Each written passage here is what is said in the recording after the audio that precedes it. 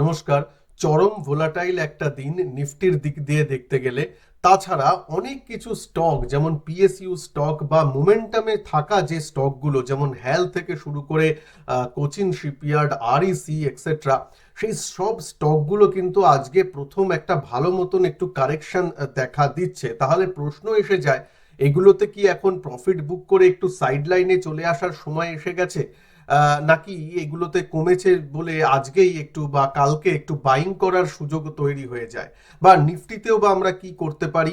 আর bank Nifty যে আজকে life high তৈরি করলো, তার আগামী দিনগুলোতে প্রসপেক্ট কি তা নিয়ে একটু আলোচনা এই ভিডিওতে অবশ্যই করব। থাকবে স্টক নিয়ে আলোচনা, থাকবে কিছু টেকনিক্যাল অ্যানালিসিস, যেহেতু আজকে লাইভ মার্কেটে আমি নিজেও ট্রেড করেছি, তার মানসিকতা, কখন ট্রেডটা নিয়েছিলাম, কোথায় ট্রেডটা এন্ড করেছি, সবকিছু আপনাদের সাথে শেয়ার করব। টেকনিক্যাল অ্যানালিসিসটা, সাইকোলজি, সবকিছু মন দিয়ে ভিডিওটাকে অবশ্যই দেখবেন। ভালো লাগলে একটু লাইক শেয়ার অবশ্যই করবেন। চ্যানেলে যারা নতুন আছেন তারা চ্যানেলকে প্লিজ সাবস্ক্রাইব করে বেল আইকনকে প্রেস করে দেবেন, যাতে আপনার কাছে এই নতুন ভিডিওর কোনো আপডেট যদি দিই বা লাইভ সেশন যদি লাইভ মার্কেটে আমি করাই, তার নোটিফিকেশন যাতে আপনাদের কাছে চলে আসে। চলুন শুরু করি। প্রথমে আজকে আজকে ব্যাংক নিফটি দিয়ে শুরু করব, নিফটি দিয়ে নয়। ব্যাংক নিফটির ডেইলি চার্ট যদি আজকে দেখেন, সেখানে কিন্তু একটা লাইফ হাই ক্রস করেছে। এই যে ক্যান্ডেলটা দেখছেন, এটা তৈরি হয়েছিল এক্সিট পোলের দিন।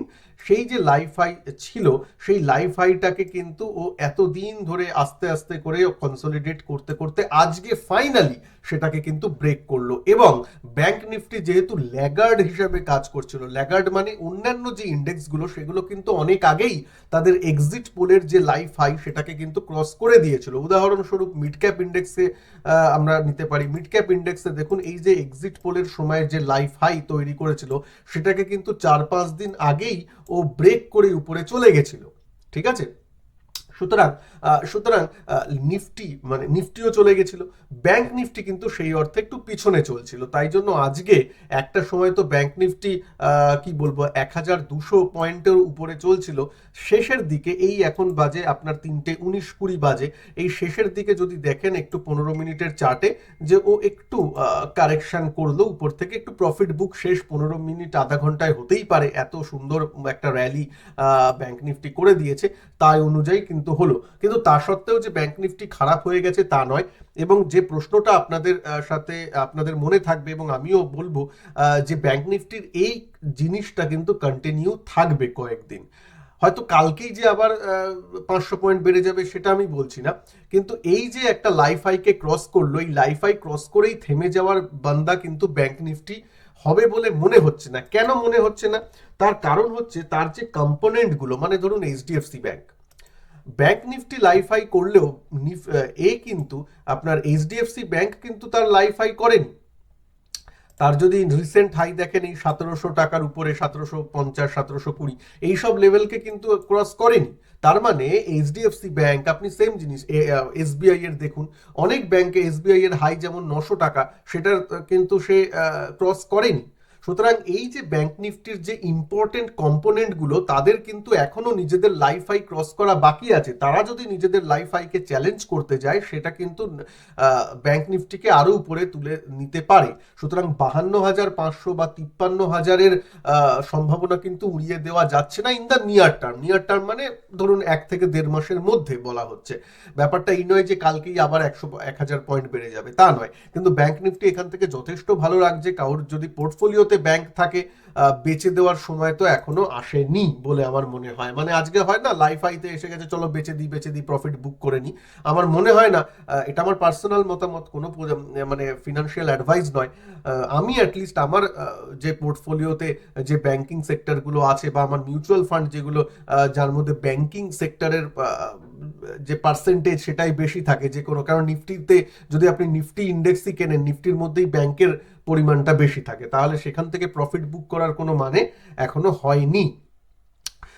তো ঠিক আছে, এখনো জিনিসটা আরো 1,000-2,000 পয়েন্টের র্যালি কিন্তু ব্যাংক নিফটিতে আসাটা খুব একটা অস্বাভাবিক নয়।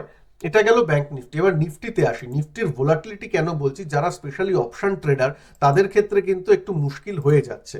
কারণ দেখুন এইখান থেকে কয়েকদিন ধরে ও বেড়েছে, এই যে এক্সিট পোলের হাইটাকে ক্রস করলো, তারপর থেকে 3-4-5 দিন ধরে কিন্তু ও বেড়েছে। আজকের দিনটা কিন্তু একটু ভোলাটাইল ছিল, সকালের দিকে একটু নিচের দিকে এলো, সকালের দিকে নিচের দিকে এলো, তারপর মুভিং অ্যাভারেজে সাপোর্ট নিয়ে উপরে কনসলিডেট করলো, কনসলিডেট করে এখানে একটু কনসলিডেট করলো, তারপর একটা ব্রেকআউট, সুন্দর ব্রেকআউট দিল, দিনের হাইয়ের উপরে গেল এবং দিনের হাইকে এখানে একটা দিনের হাইতে রেজিস্ট্যান্স হয়, দিনের হাইয়ের এখানে কিন্তু তারপর থেকে একটু প্রফিট বুক হলো এবং বাজার আবার নিচে নেমে এসে বন্ধ হলো, নেগেটিভে বন্ধ হচ্ছে। তাও নেগেটিভ এমন কিছু না, 30 পয়েন্ট এখন মাইনাসে চলছে, এমন কিছু এটা নেগেটিভ পয়েন্ট নয় 23,000 24,000-এর ইন্ডেক্সের।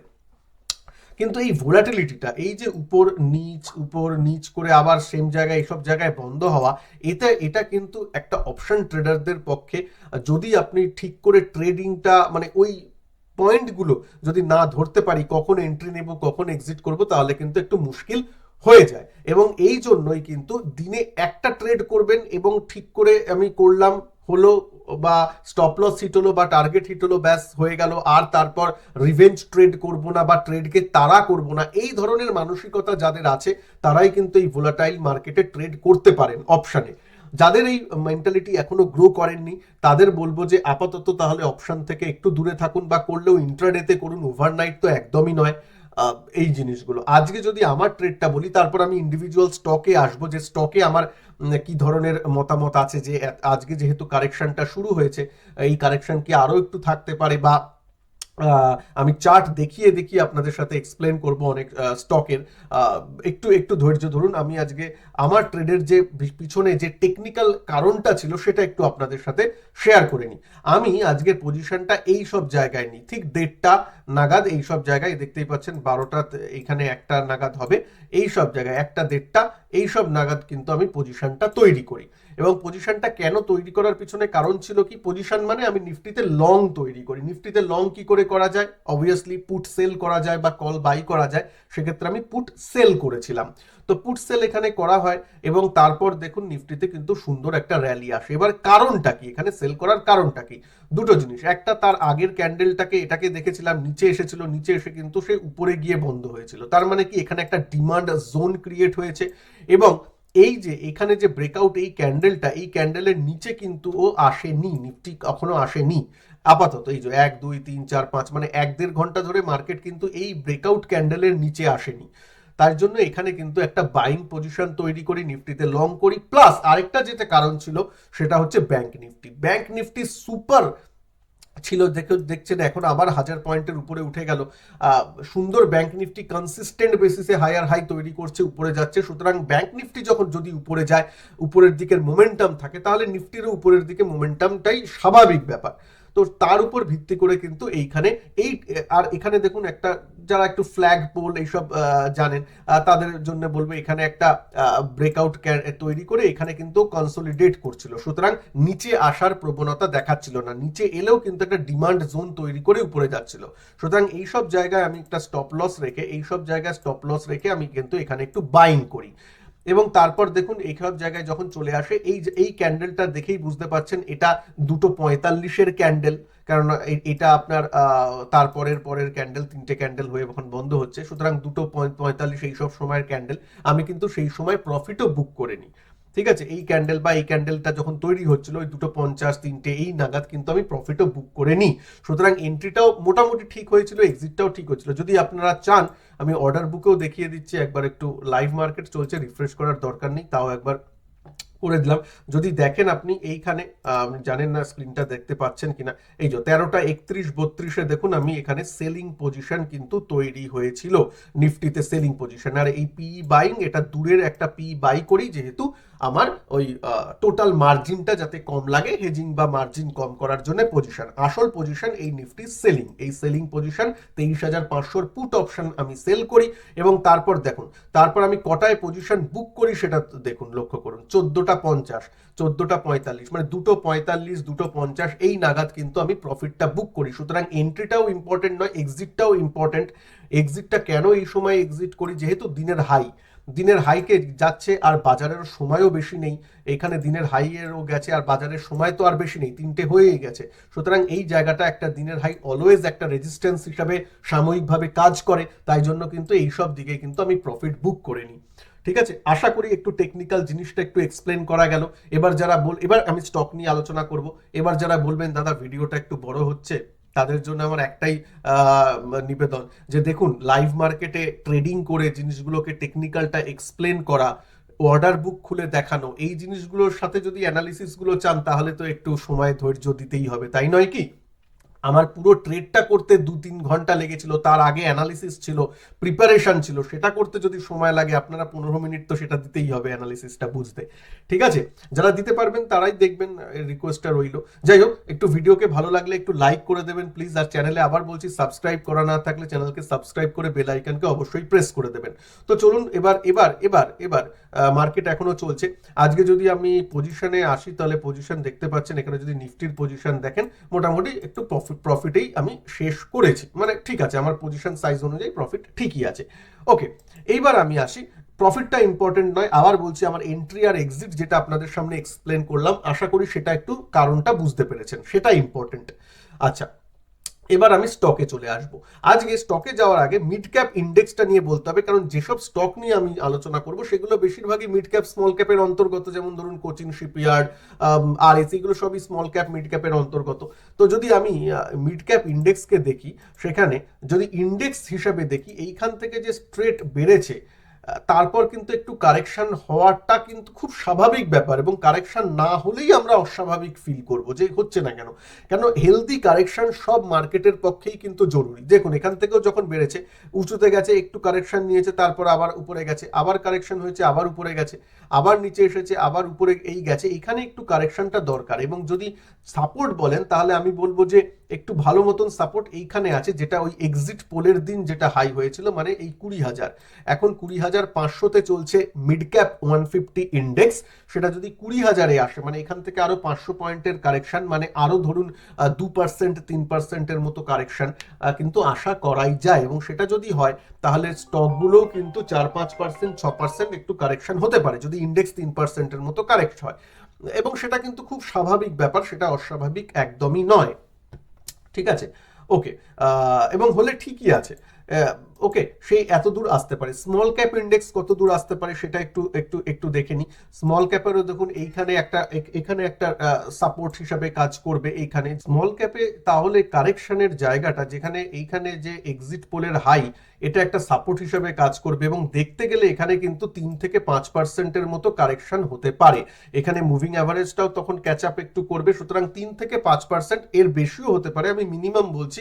এরকম হওয়ার সম্ভাবনা কিন্তু উড়িয়ে দেওয়া যাচ্ছে না, চার্টে কিন্তু সেই সম্ভাবনাটা আছে। মানে আছে বলেই যে হবে তা নয়, এখানে হয়তো আরেকটু কিছুদিন কনসোলিডেট করে, মানে টাইম কারেকশনটা হলো, প্রাইস কারেকশন হলো না, টাইম কারেকশন করে তারপর মুভিং অ্যাভারেজ গুলো ক্যাচ আপ করলো, তারপর হয়তো বেড়ে যেতে পারে, সেটা আলাদা ব্যাপার। তাহলে তো টাইম কারেকশন হলো, তাহলে তো কোনো চিন্তার কারণ নেই।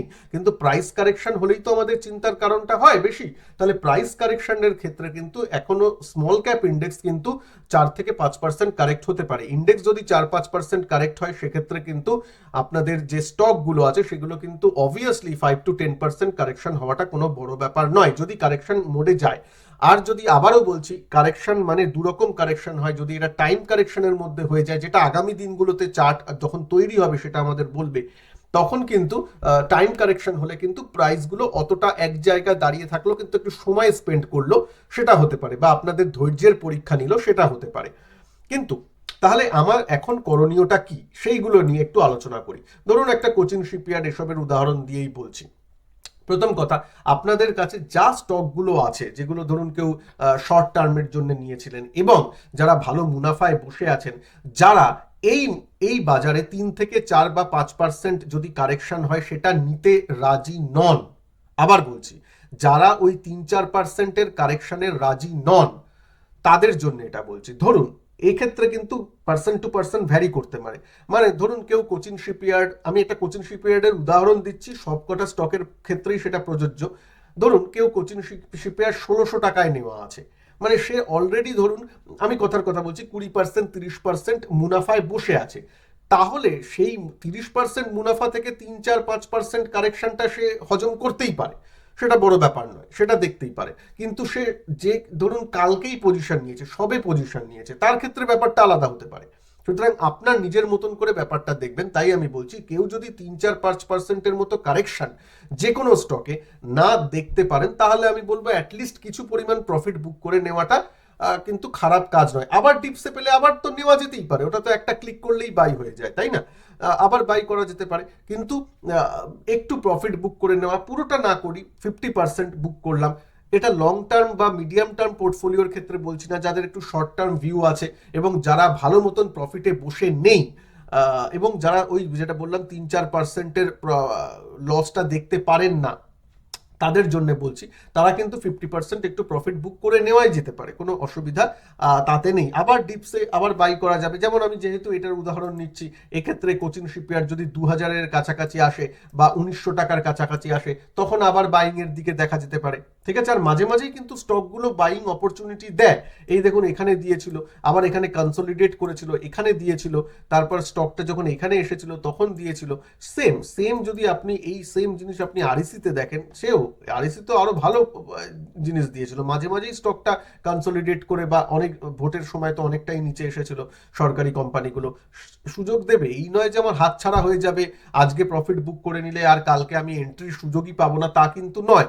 হ্যাঁ, পুরোটা প্রফিট বুক করব কিনা সেটা একটা প্রশ্নের বিষয়, সেটা ডিপেন্ড করছে, আবার বললাম, কোথায় আপনার এন্ট্রি লেভেল, সেই অনুযায়ী। আপনি যদি অলরেডি, ধরুন আমি একটা কথা, এটা আরো একটা উদাহরণ দিয়ে বলছি, ধরুন ধরুন ধরুন হ্যালে কাউর পজিশন আছে, এবং হ্যালে যদি আপনাদের মনে থাকে টেলিগ্রামে জাস্ট 5 জুলাই আমি কিন্তু হ্যালটা, আমার টাইমও মনে আছে, মনে হয় 10:55 সময় ওপেনলি লিখেও ছিলাম যে যেহেতু ওই গঠবন্ধন যে সরকার, তাদের একজন বলেছিলেন যে যে আমরা এনডিএতেই আছি, এটা বলার পর আমি বলেছিলাম যে এটা এটা মার্কেটের পক্ষে ভালো, এবং তার জন্য হ্যাল এবং পুরো বাজারের উপর একটু নজর রাখা যায়, মানে হ্যাল আমি মেনশন করেছিলাম।